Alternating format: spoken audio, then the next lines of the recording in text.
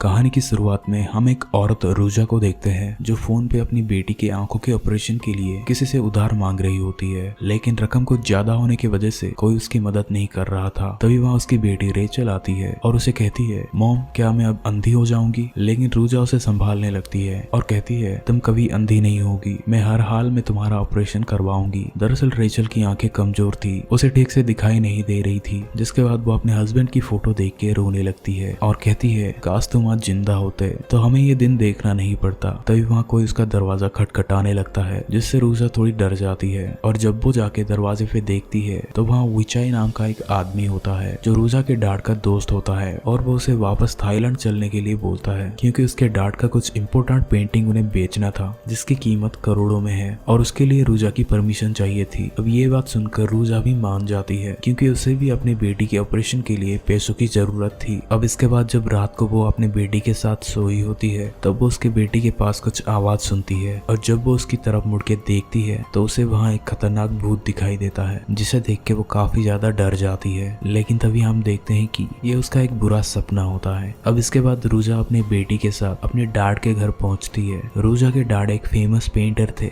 और 1 महीने पहले ही उनकी मौत हो चुकी थी। वो अपने ही पेंटिंग स्टूडियो में अपने आप को फांसी लगाकर मार डाला था। रूजा यहाँ आना नहीं चाहती थी क्योंकि वो अपने डैड से काफी नफरत करती थी। ऐसा क्यों, वो हमें आगे पता चलेगा, क्योंकि ये इस कहानी का मेन हिस्सा है और इस मूवी की कहानी काफी अच्छी है। सस्पेंस से भरी एंडिंग को मिस मत करना। बाकी वीडियो को एक लाइक और चैनल को सब्सक्राइब कर ले। जहां अब हम उस घर की केयर टेकर डूना को देखते हैं जो रेचल और रूजा को देख के काफी खुश होती है। अब इसके बाद रूजा डूना को रेचल का ख्याल रखने के लिए कहकर विचाई के साथ उसके डैड के स्टूडियो में चली जाती है। उस स्टूडियो में 2 पेंटिंग्स होती है, जिसमें एक औरत की तस्वीर बनाई गई थी और दूसरे में उसी औरत की एक रेड स्कार्फ से फांसी लगाई हुई पेंटिंग होती है जो काफी अद्भुत और खूबसूरत होती है, जिसके लिए लोग करोड़ों रुपए देने के लिए तैयार थे। लेकिन उस पेंटिंग में कुछ दरारें आ गई थी, इसलिए विचाई उसके बेटे को उन पेंटिंग्स को ठीक करने के लिए सौंप दिया था। साथ ही विचाई कहता है, तुम्हारे डैड ने ये पेंटिंग एक आदमी को बेचा था, लेकिन उस आदमी ने अपने परिवार समेत खुद को फांसी लगाकर मार डाला और ये पेंटिंग वापस हमें फ्री में मिल गया था, जिसके बाद तुम्हारे डैड ने भी अपने आप को फांसी लगाकर मार डाला। अब ये सब सुनकर रूजा को काफी अजीब लगती है और जब वो उस पेंटिंग को गौर से देख रही होती है तब उसे वहाँ उस पेंटिंग के अंदर कुछ हिलती हुई नजर आती है, जिसे देख के वो काफी डर जाती है और वो विचाई को जल्द से जल्द इन पेंटिंग्स को बेचने के लिए कहकर वहाँ से चली जाती है। यहाँ जब रेचल अपने कमरे की खिड़की से बाहर देख रही होती है तो अचानक एक लाल स्कार्फ आके उसके गले में लटक जाती है, जिसे देख के डूना काफी डर जाती है, जैसे उस लाल स्कार्फ के पीछे कुछ राज जुड़ी हो। इसलिए वो उस रेड स्कार्फ को साफ करने के बहाने रेचल के पास से ले जाती है और रात को जाके एक छोटे से घर के बाहर बांध देती है और कुछ मंत्र पढ़ के वहां से जाने लगती है। लेकिन तभी वो रेड स्कार्फ आके उसके पैर को पकड़ लेती है और उसे खींचने लगती है। वहीं दूसरी ओर हम रूजा को देखते हैं जो रेचल की बाल बना रही थी। तभी उसे उसकी बचपन की याद आने लगती है, जहाँ रूजा की मॉम भी ऐसे ही उसका बाल बना दिया करती थी। तभी रूजा उसकी मॉम से पूछती है कि उसके डैड इस तरह के पेंटिंग्स क्यों बनाते हैं, जहाँ उसकी मॉम उसे कहती है, बेटा ये एक आर्ट है और इन पेंटिंग्स में एक कशिश है जो कि तुम्हारे डैड ही देख सकते हैं। अब इसके बाद रूजा और रेचल सो रहे होते हैं कि तभी रूजा को कुछ आवाज आने लगती है। जैसे ही वो मुड़ के देखती है रेचल वहाँ से गायब थी। फिर जैसे ही वो उसे ढूंढते हुए उस कमरे से बाहर आती है तो वो ग्राउंड फ्लोर में रेचल को भागते हुए देखती है, लेकिन तभी रेचल उसे उस कमरे के अंदर से पुकारने लगती है, जिसे देख के वो काफी हैरान हो जाती है। तभी वहाँ बेड के नीचे से एक डरावनी हाथ बाहर निकल के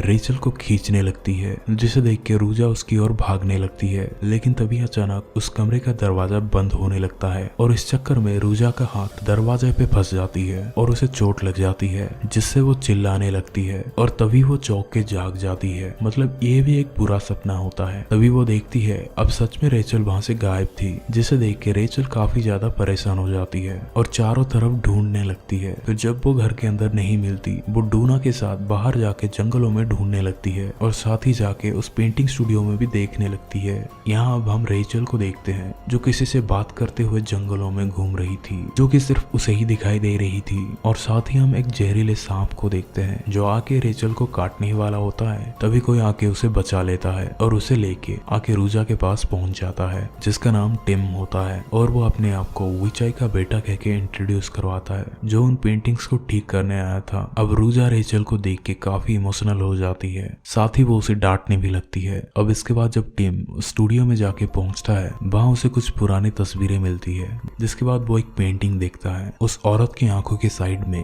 काफी दरारें आ चुकी थी और साथ ही उसके चेहरे के बगल में एक जगह से पेंट निकल रही थी। जिसके बाद अब वो जाके रूजा के पास पहुंच जाता है और उसे उस पेंटिंग को देखने के लिए बुलाता है। पहले तो वो उसे मना करती है, लेकिन टिम कुछ जरूरी है कहकर उसे वहां से ले आता है। जिसके बाद वो उसके सामने उस पेंटिंग से निकल रहे पेंट को पूरी तरह से निकालता है। अब जिसे देख के वो दोनों काफी हैरान हो जाते हैं, क्योंकि वहाँ उस पेंट के नीचे किसी इंसान का एक आंख होता है। जिसे देख के टिम कहता है ये एक अनोखी आविष्कार है, इसकी कीमत करोड़ों में होगी। और साथ ही वो कहता है इस पेंटिंग की एक खासियत है, जैसे मोनालिसा की पेंटिंग में अगर तुम उस पेंटिंग की आंखों को देख के मूव करोगी तो उस पेंटिंग की आंखें भी तुम्हारे साथ मूव करते हुए नजर आएगी। और ठीक ऐसे ही इस पेंटिंग के साथ भी है, इसलिए वो रूजा को ऐसा करके देखने के लिए कहता है। रूजा ऐसा करना नहीं चाहती थी क्योंकि वो पहले से ही परेशान थी, लेकिन वो टीम का बात मानकर उस पेंटिंग के आंखों में देखकर मूव होने लगती है, जिससे उसे उस पेंटिंग की आंखें तो उसके साथ मूव होते हुए दिखाई देते हैं, लेकिन फिर जैसे वो उसके आंखों में खो जाती है उसकी आंखें इंसानों की तरह हिलने लगती है, जिसे देख के वो काफी डर जाती है और टीम को उस पेंटिंग को ठीक करने के लिए कहकर वहां से चली जाती है। और जब वो आके अपने घर पहुंचती है, वहां उसे उसके बचपन की एक पेंटिंग मिलती है, जिसे देख के उसे कुछ याद आने लगती है। जहाँ बचपन में जब वो उस पेंटिंग को लिए किसी के घर के सामने खड़ी थी तो ऊपर से कुछ खून की बूंदे उसके कपड़ों में गिरती है। जब वो ऊपर देखती है तो उसे वहाँ एक जहरीला सांप नजर आती है जो उस पर अटैक कर रही होती है, इसलिए वो काफी परेशान हो जाती है। लेकिन तभी वो सांप अब उसे असली में भी दिखाई देने लगती है, जिसे देख के वो और भी ज्यादा डर जाती है, लेकिन वो उसका वहम होता है। जिसके बाद जब वो आके अपने कमरे में पहुंचती है, रेचल कहती है कि कोई उसके बेड के नीचे है। फिर जब रूजा बेड के नीचे देखती है, उसे पहले तो वहाँ कोई भी नजर नहीं आता, लेकिन अचानक वो देखती है कुछ नीचे से ऊपर की ओर तेजी से जाती है। अब जब वो ऊपर उठ के देखती है, उसकी होश उड़ जाती है। वो देखती है बेड के ऊपर एक खतरनाक भूत रेचल को गोद लिए बैठी हुई है, जहाँ उस भूत के साथ साथ रेचल की आंखें भी गायब थी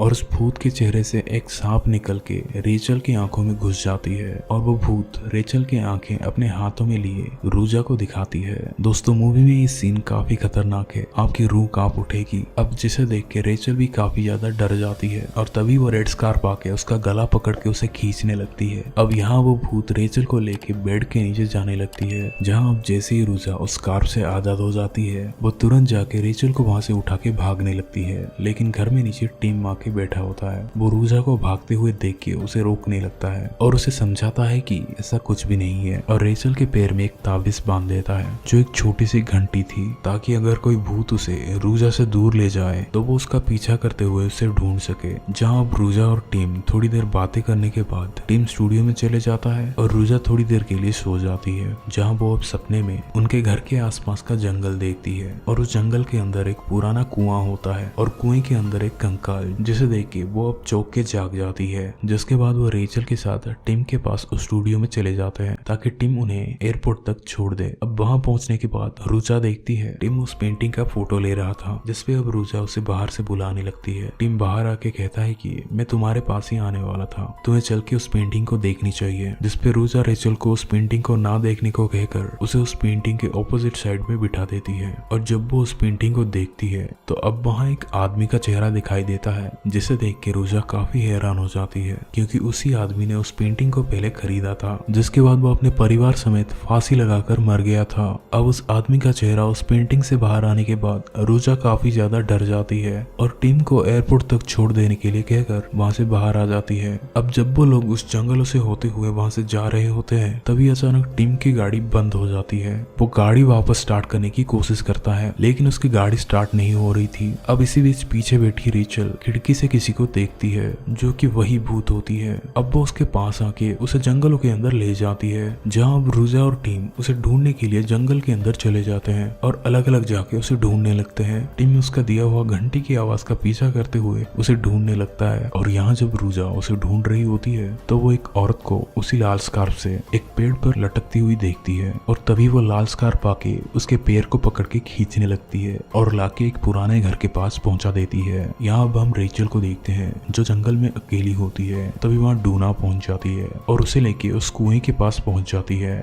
जहाँ उस कुएं के दूसरी साइड रूजा भी पहुंच जाती है और रेचल को छोड़ देने के लिए कहती है, क्योंकि डूना रेचल को उस कुएं के अंदर फेंकने वाली थी, क्योंकि उस भूत ने उसे ऐसा करवा रही थी। लेकिन तभी वहाँ पीछे से टिम पहुंच जाता है और उसके सर में मार के उस कुएं में गिरा देता है और रेचल को बचा लेता है। जिसके बाद वो लोग वापस उस स्टूडियो में चले आते हैं, जहाँ रोजा वापस रेचल को पेंटिंग के ऑपोजिट डायरेक्शन में बिठा देती है ताकि वो पेंटिंग को देख ना सके, और एक चाकू लेके उस पेंटिंग को फाड़ने की कोशिश करती है क्योंकि उसी पेंटिंग के वजह से ये सब हो रहा था। लेकिन टिम उसे ऐसा करने से रोकने लगता है। तभी वहाँ बाहर बिजली कड़कने लगती है और उस घर के लाइट्स धप धप होने लगती है। तभी वहाँ रेचल कहती है, क्या तुम इस पेंटिंग को फाड़ के मुझे बचा लोगी? जिससे रोजा थोड़ी शौक हो जाती है और तभी वो चेयर अपने आप उस पेंटिंग की ओर घूमने लगती है, जहाँ अब रेचल की आंखें काफी डरावनी लगती है क्योंकि उसके अंदर वो भूत आ गई थी। तभी वो दो पेंटिंग्स पूरी तरह से क्रैक होने लगती है और सारे फटे हुए टुकड़े आके उनकी ओर गिरने लगती है। तभी रेचल रोजा के ऊपर कूद के उसका गला दबाने लगती है। टिम उसे रोकने की कोशिश करता है लेकिन वो उसे भी मार के दूर फेंक देती है। तभी रोजा ना डरे उसे एक थप्पड़ मार देती है, जिससे अब रेचल बेहोश हो जाती है। और अब वो लोग जैसे ही उठ के देखते हैं वो पेंटिंग्स पूरी तरह से बदल चुका था, जहाँ पहली पेंटिंग में अब उस औरत के साथ 3 आदमी उसे घेरे हुए बैठे होते हैं और दूसरी पेंटिंग में जब वो औरत फांसी में लटकी हुई थी तभी कोई बच्चा उसे नीचे से बचाने की कोशिश कर रहा था। इसका मतलब दोस्तों इन पेंटिंग्स में एक गहरी राज छुपी हुई थी जो अब हम पूरी डिटेल में जानेंगे। और तभी वहाँ की लाइट्स चली जाती है और अब देखने पर उन पेंटिंग्स में से वो औरत गायब होकर बाहर आ जाती है और उन्हें डराने लगती है। अब रोजा जैसे ही डर के मारे दरवाजे के पास पहुंचती है, वहाँ हुईचाई पहुंच जाता है और उन पेंटिंग्स को देख के हैरान हो जाता है। तभी अचानक टिम उसे मार के बेहोश कर देता है, जिसके बाद कहानी फ्लैशबैक में चली जाती है और यहाँ सारे सस्पेंस रिवील होते हैं,